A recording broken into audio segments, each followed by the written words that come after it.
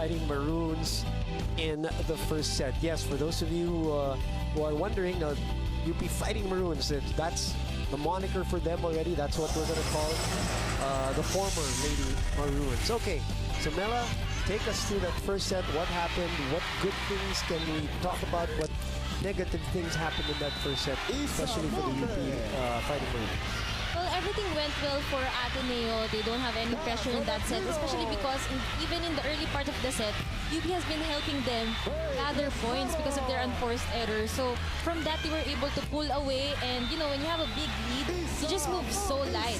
So we saw that in Ateneo because everything was on point nga for them. Their blockings, their attacks, and, you know, Jaja Maraginot, I've been talking off-air about Jaja Maraginot because she's been setting everybody. And he left the UP blockers you know, guessing who to block talaga kasi she made everyone shine in that first set. And for UP naman, you know, medyo nakabawi sa dulo. And they rallied a little bit, but still their errors still too much for that set. A very tight start, so to speak, for the Fighting Maroons, especially for the sophomore Mais of Tamil. Obviously, a little pressure on her shoulders. Ayala Estraniero is now out. Rem Kailing, who finished for the UP Fighting Maroons, who came up with 7 errors in that set. At one point, they had 6 points and 7 errors. They limited those errors towards the end. As you see, hindi na nila dinagdagan yun. Kaya medyo nakapunto sila ng konti. And hopefully for the UP fans watching, that's something to build on going into set number 2. Kind of feel for Maisa Camille, you know, she's here and in the big stage. She had a moment last year, by the way, when remember when Ayala Estraniero was sent to the hospital? I forget if it was their 3rd game, but it was against UST. And all of a sudden, before the game, she just found out that, hey, I have to play setter. I have to be the setter for the whole game. As you look at the leading scorers for both schools, she came up with 32 excellent sets. They played very well against UST. Even Coach Kung Fu, siya yung single out na pinuri ni Coach Kung Fu for Maisa Tamil. So we all know she's won an MVP in her high school days. She's won a best setter in her high school days. Hotly recruited. So we know what that girl is capable of doing. Definitely. And you know, you just can't speak for her right now, but the pressure talaga that the UAAP. Just imagine. Diba? Was there any moment in your career, Mela, let's not talk about that, those moments. Boom, kung na-pressure ba ako, let's not talk about that. Wala namang specific.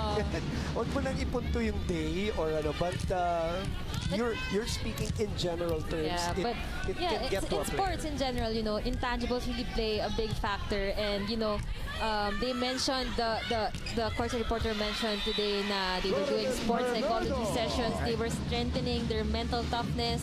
And you know, Maisa Tamil just have to set her focus right now because we don't know, she could still come back in this game. Oh, for sure. If not this game, there are other games to play, of course, for UP. At nandiyan si Ate Ayel para support. Oh, to support, to settle her down. In the meantime, it's 1-1 here.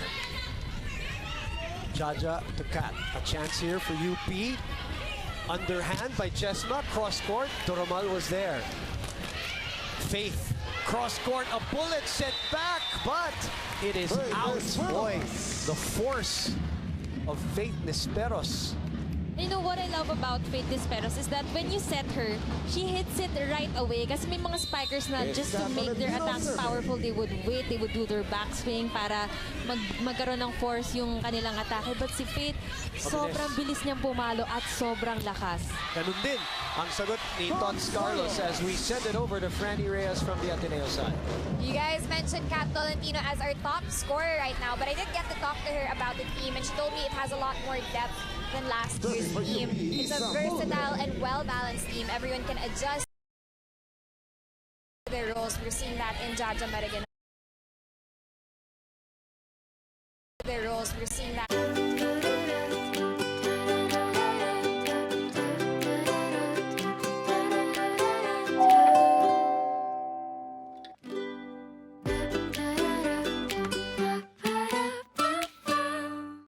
Jaja Maraginot and Faith Nesperos, the latter of which told me that this team wants their character to be transition. And they can be a transition team if they have good service and defense, which we saw in the first set. Now they're going to continue to do that. They can't let that character falter and keep the energy up to dominate the rest of this game. Back to you guys. You know, I mentioned this, Franny, yesterday, and I always mention it every year. As much as we are sad that a lot of great talent graduate or leave the UAP, in honesty, there will always be, you know, new names and sometimes greater talent because of the example that the it's more previous inspiring the younger generation also. I mean, I know the Ea Laures and the Faith Nisperos of the world were all obviously influenced by other players before them, and when they come into the college scene, you know, they deliver the goods. Just like Tots did when they were rookies. With Isa Molde, who's a former Rookie of the Year. There we can see Tots Carlos targeting the rookie, Faith Nisperos. With her own jump serve that she has really mastered. Parang sabi niya, ganito. Kasi previously before Tots served, ito si Faith, diba? Nag-error sa kanyang jump serve. It's a great reception though by Faith. Kailing sends it to the other side. Maraginot reverses to Kat. Hinabol ni Rem. Thoughts from behind. That is out and it's long. So we're tied here. Better start though for UP. We are tied here at 4-all as Jules Samonte marches back in and Pongay Gaston will serve. This set is tied at 4. Captain.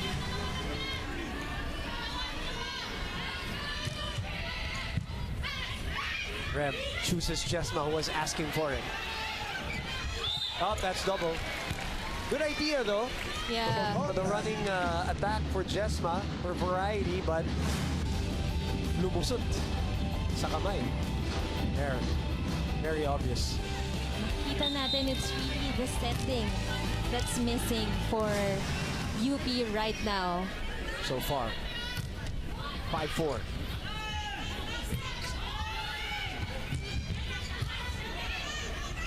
Ja looks at Jules and then opens up to her older sister, and it scratches or grazes rather one of the UP players.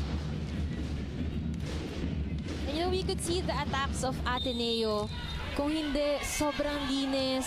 Talagang in between the blocks dumadaan because the blockers are really late, and you have to credit Jaja Maraginot for those kinds of attacks. Opens up to Ate again. This time it is out. Attack goes Boy, out. but she is jumping like she has not missed a beat. Well, first of all, she did say that she is completely healed from any kind of physical discomfort or injury. And you can see it in her swing. It was really in full swing. 6-5 is our score. UP serving here. Let's check in with Yani Mayo. Woman Mela, a while ago, you were talking about how Mai Sotomil needed to set her focus in the game. And she told me that she actually sometimes feels pressure and the nervousness. That isn't avoidable, but of course, she won't let that keep her down. She actually asked Ayel Estraniero for tips because she does feel overwhelmed at times being the setter of the team. And she told her, Ayel told her rather, to just filter out the information, take in the remarks that will help her improve, and filter out the noise. She just needs to concentrate on her development and block out the negative comments. Back to you, Bumanella. Thank you very much, Yani. That's the best person to ask. You're always accessible to the UP players. She's right here, right now. Ayel Estraniero, of course. You know, she's actually interning with the sports psychology program of UP. Kaya talagang everyday nagpupunta yan sa UP training si Ayel. And when you ask all the rookies and sophomores, sino yung mga nag-aalalay sa kanila? Si Ate Ayel. Always, di ba? Even if it's a middle blocker like Lori Bernardo, si Ayel lagi ang kanilang tinuturo. In the meantime, dump ball there. And Ateneo gets to the technical timeout first, this time with a little more resistance from the UP Fighting Maroons though. 8-6 is our score.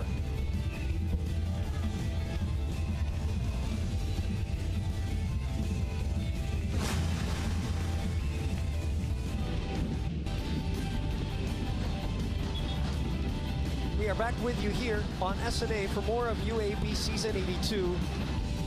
women's volleyball division. That's Kat Hembrador, our Silka stunner of the game here inside the Mall of Asia Arena. 8-6 is our score. Boom Gonzalez, Carmela Tunay joining us here on the panel for the very first time for UAAP analysis work, and she has been spot on here in this game between Ateneo and UP. Ateneo ahead by 2 as Maraguinot comes up short on that swing.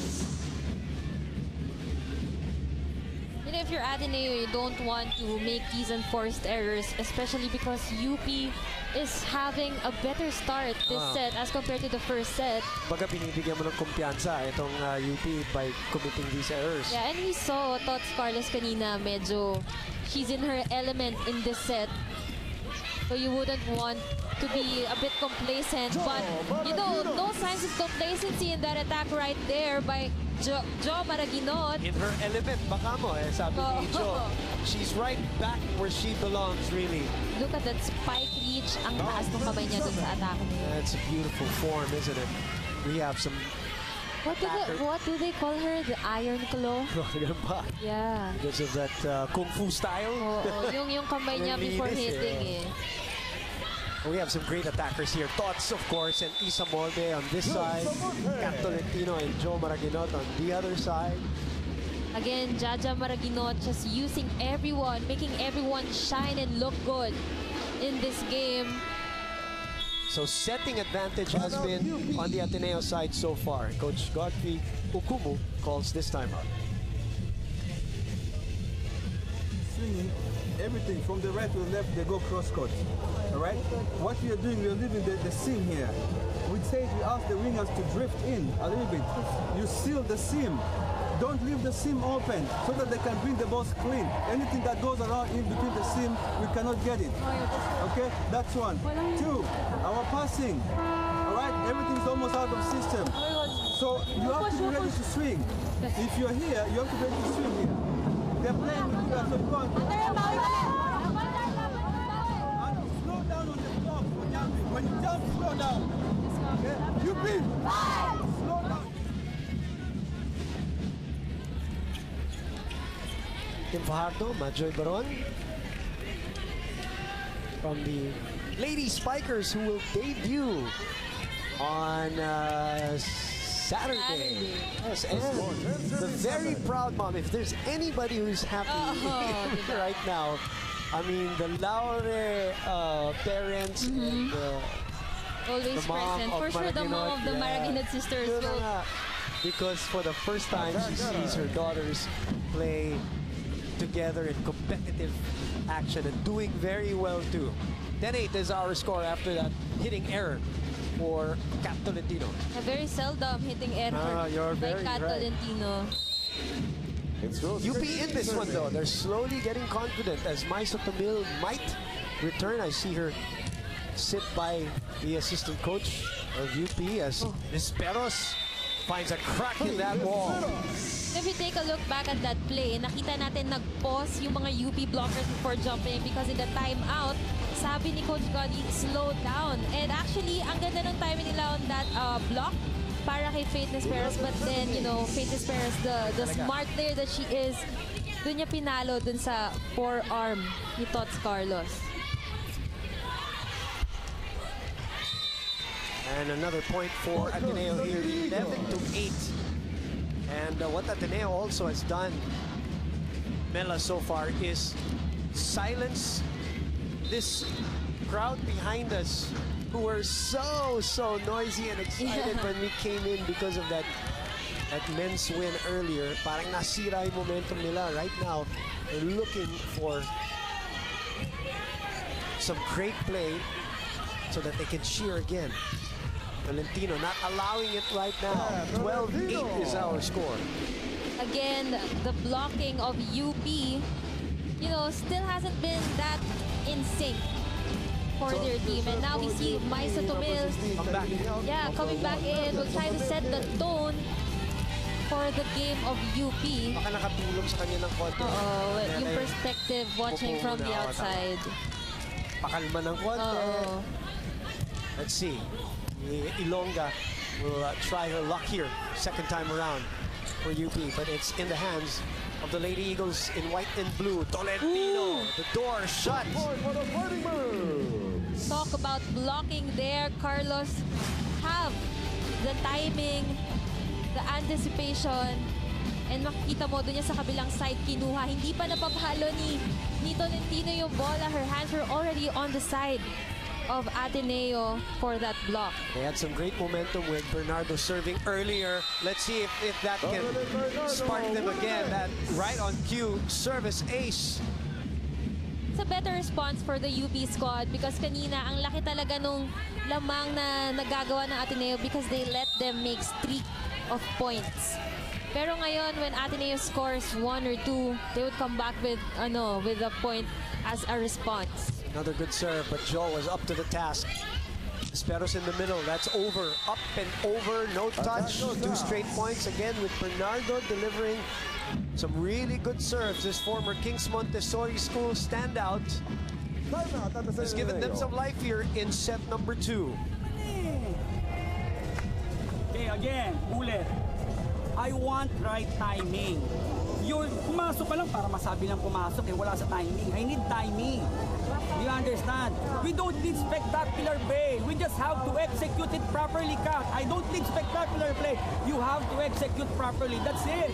We have to do it right. Expect muna. Nag-serve na si Bernardo kanina. Alam mo lang, tatagit dyan. Pa-forward na kayo. Walang mahaba Okay, come on, girls. Go back. Hey, we have to go back. Go back right away. That is the first timeout of Coach Oliver Almagro here. Dami ng exposure ni Angela. Sabi ko- Kanina pa ha. Di ba kanina hinatak ko nga? Sabi ko, samahan na niya tayo dito. Gia Morado, of course. And Dina Wong. Look at the pool of setters in here. Ang kanyang kapatid, of course. There in the middle, in between some great setters. Dina, Gia. Dina, of course, not able to play with her shin stress fracture as this time passport denied as UP shuts the door there courtesy I believe of Jesma Ramos. And look at the respect that UP has been giving Faith Nisperos. Kanina before the timeout, they were gonna do they did a triple block on her. And ngayon naman, they really guarding her and acknowledging her talent. And here, speaking of talent, of course, Kat Tolentino up for the challenge in rallying her team, win this set. We're so happy to see all these players back, right? Hornick, Tots, and Tolentino. Thank you. We say thank you for Dapat coming 10 back. years ang eligibility ng UAAP. O Jesma Ramos naman ang sumagot mula sa UP 13 will be serving 14. Finally, a good set there from Maiso Tomil. And yun yung sinasabi ni Coach Kumo kanina na middles, just keep running. Kasi yung setters na yung bahala magbigay sa kanila ng bola, no matter the reception. And it was effective for them. And one more thing that's effective for UP right now, they're blocking. And Jesma Ramos is starring in that role. Ayan, now that I can hear the noise from behind us, Mela, nagsisimula na magising. The crowd behind us as they have tied the ball game 14-all and Moldes serving again and they target Maraguinot once again. Tolentino, soft attack. Nisperos, binigyan ng regalo. Faith Nisperos, the rookie, winning that joust against the veteran Tots Carlos. No, UP has not been able to take the lead yet.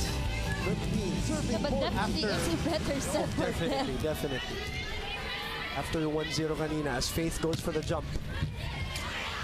Dorog was there, but Bongay makes sure na wala ng balikan. And it all starts from that jump serve. 16-14 is our score. Back inside the Mall of Asia Arena. And the fans of UP now trying to really get their team going here. They lost the first set and lost it big. Started off really better here in the second set and have a little more momentum. eternal Ateneo fan. Yes, the ever supportive. Sobras.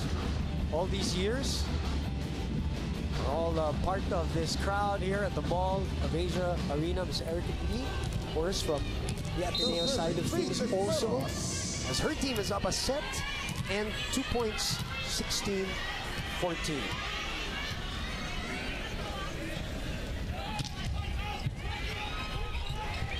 The pickup by Sotomil, and that will be Ateneo point. Point goes to the Lady Eagles. So now 17-14. UP now having a problem with the reception. Kanina it was their blocking, then they found a solution for that, and now it's the reception that's been, being a problem for them in this set. Again, a really good serve. Uy, ang baba nun. Attack goes out.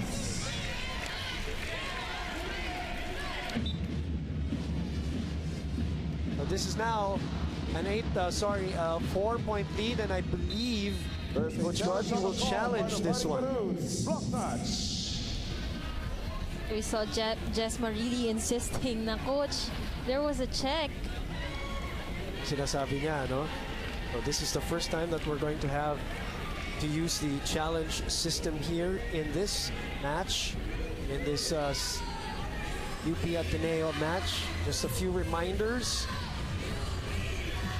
that challenge may be requested for certain situations only. Ball in or ball out for side and end lines. Lock touch, contact with the ball by the player. Net fault also is one of them. Antenna touch is one of them, and a foot fault. So just situations that will entertain the challenge by the coaches. Those are limited to those 5 categories. They're the most used among all those are, syempre, ball in, ball out, and block touch. Touch. Ang kagandahan nito is kahit yung kuko mo lang ang gumalaw, makikita because they have a slow-mo feature for the challenge system. So let's see if there was really a check ball on that attack by Jesma Ramos. So our first referee is Choi Bukid. Already signaled that it was an Ateneo point. So the replay or the slow-mo that you're talking about has to be conclusive to show whether challenge is good or not. Those are some of the reminders when you talk about the video challenge system.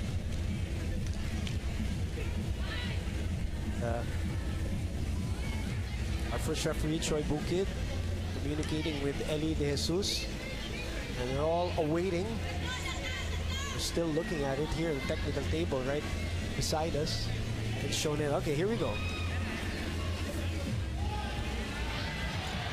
Jesma said she was sure. Oh, that's a tough one, Bella. Looks like, initially it looks like there was, but pag binalik yung bola pa ganun, parang wala. So, no.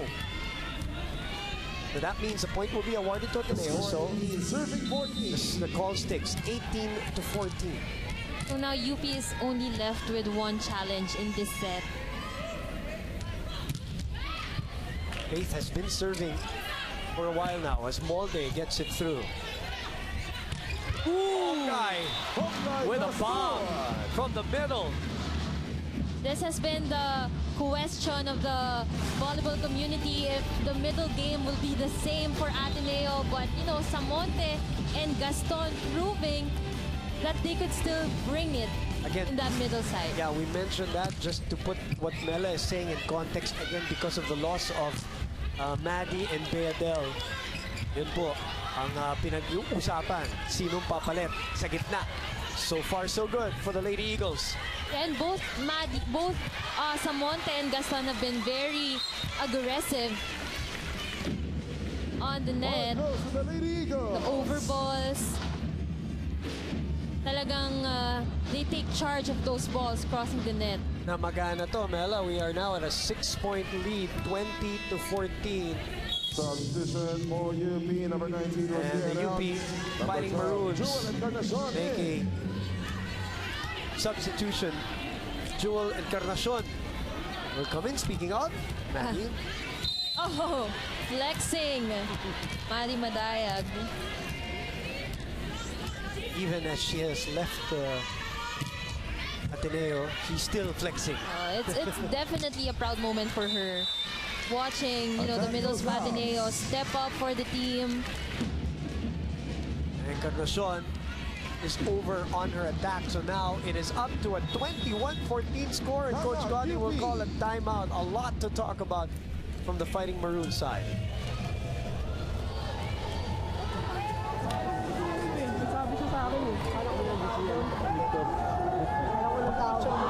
Why don't you just stay a little bit lower and wait for the ball from the lowest place possible? We are halfway standing, so when that ball comes, we go down with it, so we can't get it there on time, all right? And the guys in front, don't be afraid. You use the blocks, use the hands when you're swinging. You can't strike over the block. Use the hands. Okay? Why about yes? But come to me alone. You be.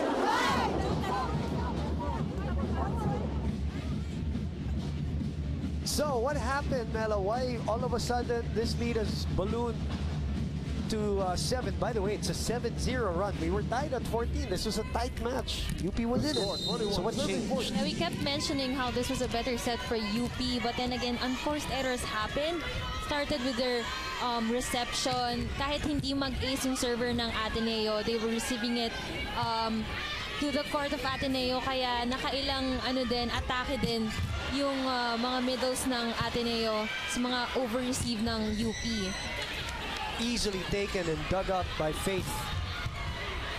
Great defense there by Dorog. What a dive by Dorog. Tots gets it through and puts it away. There's that familiar swing from Tots Carlos. Swing pa lang, alam mo na. Na mabigat yung kamay. Oo. And she's gonna go for the jump serve. UP last year 5-2 in the first round, and then only won 1 in the second round.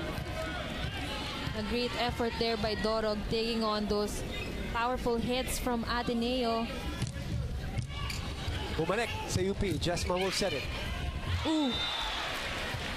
Again, setting has been the biggest problem for UP in this game. They've put in Sotomil, Kailing. 22-15 is our score. Sayang yung pagkakataon na yun. Balik sa Ateneo ang pagkakataon to serve. 22-15. Over-receive. And Samonte does the right thing by putting it away right away. Again, yung reception ng UP has been a problem for them because ang dami nang napuntos ng Ateneo from those mga over-receptions na naa-atake ng mga middle blockers nila. So, we were tied at 14 all earlier. And what a run so far. But this time, the run and gun play was stopped by Encarnacion and by Jesma Ramos. good anticipation there by the blockers of UP. Encarnacion making up for her error earlier. Yung timeout ni Coach Gotti kanina sa kanya dinirect parang was under the ball on her last attack. But she made up for it in block. Sotomil didn't serve it to or set it to anyone, but it looks like it's going back to the UP side for another chance. Mai goes up. Encarnacion unable to put it away. Jo nakita ni Tots. Sotomil back to Ju. Ju changes her mind. Faith from behind. Tots was there. Mai will go for the 1-2. Samonte was there. Ooh. Blocked by Bernardo. Toromal will set it up to Tolentino. Molde. Sotomil. Tots from behind. Checked at the net. And after a long rally, that block gets Ateneo to set point here. It's set number 2 to the jubilation of Coach Oliver Alvandro. You can see the sigh of relief from Ateneo. That was the longest rally in this game. Jules Samonte, ano yun, naka-block. Kung makikita natin talagang yung branding ng block ng Ateneo nandun pa rin talaga. And those were the questions, as you mentioned, coming into the game. Yeah, so definitely they lost height, but they did not lose the blocking. JRS Express play of the game. 24-17. Set point saved. And a chance to go 2 sets to love. It's in the hands of Maraguinot. Not this time. Sotomil opens up to Morte, who's in front. It's sent back. And it is that blocking that gives them the second set. 25-17 after a tight start to this second set. Bumitaw itong mga defending champions. The set was brought to you by Gatorade. You play, we fuel. We are coming right back with set number 3. Can you beat comeback? Let's all find out together.